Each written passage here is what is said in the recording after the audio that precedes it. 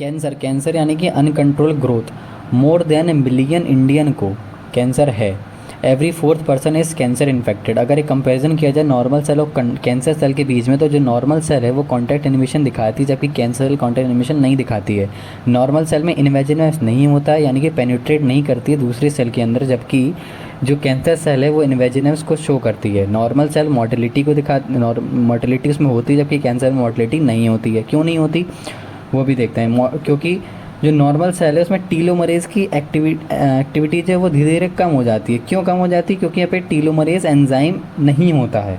इसलिए जब cell divide करती है उसके लिए टीलोमरेज सीक्वेंस चाहिए, जो कि मेंटेन करके रखता है सेल डिवीज़न को। अब क्योंकि वो नॉर्मल सेल में नहीं है, नॉर्मल सेल में है लेकिन डिवीज़न के साथ साथ वो कम होता चला जाता है, इसलिए पर्टिकुलर टाइम के बाद उसमें डिवीज़न नॉर्मल सेल में नहीं होता है और सेल में एपोप्टोसिस हो जाती है, यानी कि प्रोग्राम सेल डेथ हो जाती है। जबकि कैंसर सेल में टीलोमरेज एंजाइम होता है, वो एक्टिव है, इसीलिए वो मेंटेन करके रखता है टीलोमरेज सीक्वेंस को। टीलोमरेज सीक्वेंस जो है वो उसको इनफाइनाइट टाइम तक मॉर्टल कर देता है, यानी इमॉर्टल कर देता है, उसमें एपोप्टोसिस नहीं होती है। अगर एक नॉर्मल सेल की बात करें तो जैसे सेल में जो सेल सिग्नलिंग मॉलिक्यूल्स हैं वो सेल को इनिशिएट करते हैं कि तो अपना साइज़ बढ़ाओ, उसका सेल डिवीज़न कर लेना। तो सेल डिवीज़न में जो फेजेस आते हैं जैसे कि G1, S, G2, M, इन सब फेज़ को कंट्रोल करने के लिए कुछ जीन होते हैं, जैसे कि प्रोटोऑन्कोजीन और ट्यूमर सप्रेसर जीन। तो जो प्रोटोऑन्कोजीन है वो तरह का एक्सेलरेटर है और जो ट्यूमर सप्रेसर जीन है वो तरह का ब्रेकर है। जो प्रोटोऑन्कोजीन है वो कंट्रोल करता है मेटाबॉलिज्म ऑफ द सेल को और वो सेल सिग्नलिंग फैक्टर्स का फॉर्मेशन करता है। इसी के साथ साथ वो ग्रोथ रेगुलेटिंग फैक्टर भी बनाता है। और जो ट्यूमर सप्रेसर सेल है वो एक तरह से सेल साइकिल का चेक पॉइंट है। जैसे कि एग्जांपल की बात करें तो P53 जीन, ये G1 चेक पॉइंट है। और एक तरह के देख लें जैसे कि रेटिना ब्लास्टिलोमा, ये भी एक तरह का चेक पॉइंट है। तो ऐसे इसमें क्या होता है, जैसे कि अगर एक फेज़ से दूसरे फेज़ में जब सेल साइकिल में सेल एंटर करती है तो वो देख लेते हैं कि जो पीछे के फेज़ निकल गया कहीं उसमें कोई डिफेक्शन तो नहीं होगा। डिफेक्शन हुआ तो वहीं पे उसका प्रोग्राम सेल डेथ यानी कि एपोप्टोसिस करा देंगे। लेकिन अगर इन्हीं दोनों जीन में कुछ तरह का म्यूटेशन हो जाए तो कैंसर हो जाएगा। अब जो नॉर्मल सेल में क्या हो कि इन जीन में म्यूटेशन हो जाए तो वो होते हैं कार्सिनोजन। कार्सिनोजन जो है फिजिकल भी हो सकते हैं, केमिकल भी हो सकते हैं, बायोलॉजिकल भी हो सकते हैं। जो फिजिकल कार्सिनोजन है जैसे कि एक्सरे, यूवी रे और गामा रे। तो जो एक्सरे और गामा रे है वो आयनिक रेज हैं, जबकि यूवी रे जो है वो नॉन आयनिक रेज हैं। केमिकल कार्सिनोजन की बात करें जैसे कि टोबैको, पीवीसी यानी कि पॉलीफिनाइल क्लोराइड। बायोलॉजिकल कार्सिनोजन जैसे कि ह्यूमन पैपिलोमा वायरस या फिर हेपेटाइटिस बी वायरस। ये क्या करेंगे, नॉर्मल सेल में जो प्रोटोऑन्कोजीन था उनको ऑन्कोजेनिक ट्रांसफॉर्मेशन करा देंगे। उससे क्या होगा, वहाँ पे ट्यूमर का फॉर्मेशन हो जाएगा। अब ट्यूमर क्या बनता है, ट्यूमर में जो ट्यूमर की सेल होती है उनको न्यूप्लास्टिक सेल बोलते हैं। ये कैप्सुलेटिव स्ट्रक्चर बना लेता है जिसको बेनाइन ट्यूमर बोलते हैं।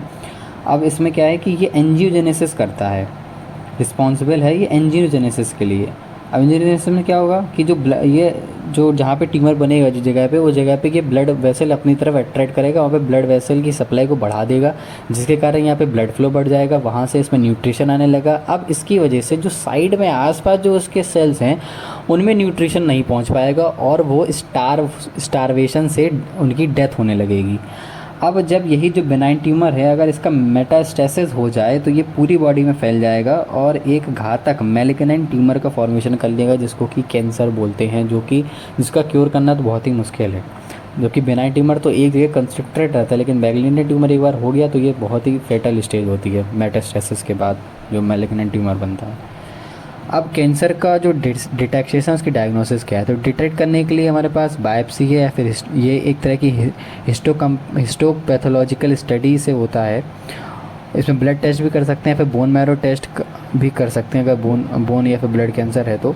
रेडियोग्राफी, एक्सरे का यूज़ करके ये अनसेफ टेक्निक है। सिटी स्कैन जैसे कि कंप्यूटर टोमोग्राफी, इसमें एक्सरे का यूज़ करते हैं, ये भी अनसेफ है। MRI, मैग्नेटिक रेजोनेंस इमेजिंग, इसमें ये सेफ़ टेक्निक है, इसमें 3D इमेज मिल जाती है और ये मॉर्फोलॉजिकल और फिजियोलॉजिकल इन्फॉर्मेशन दे देता है उस पर्टिकुलर जगह का।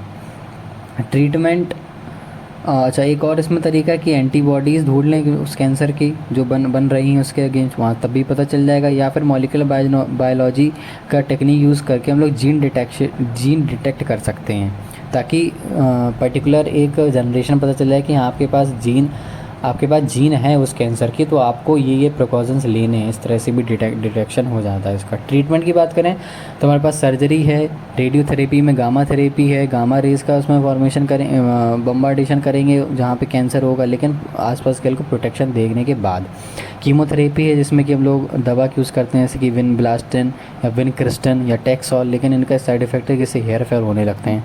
इम्यूनोथेरेपी में लोग अल्फा इंटरफेरॉन देते हैं। कैंसर कितने तरह के होते हैं? 3 तरह के होते हैं, कार्सिनोमा, सार्कोनोमास और ल्यूकीमिया यानी कि ब्लड कैंसर। सार्कोमास मैक्सिमम 85% यही होते हैं। ये एक्टोडर्मल एपिथेलियम टिश्यू का कैंसर होता है, जैसे कि breast cancer, mouth cancer. Sarcomas की बात करें तो मेसोडर्मल टिश्यू का कैंसर है, जैसे कि बोन कैंसर। ल्यूकीमिया की बात करें तो ये ब्लड कैंसर, इसमें WBC का अनकंट्रोल ग्रोथ होने लगती है, ये बॉडी फ्लूइड कैंसर भी इसको बोलते हैं।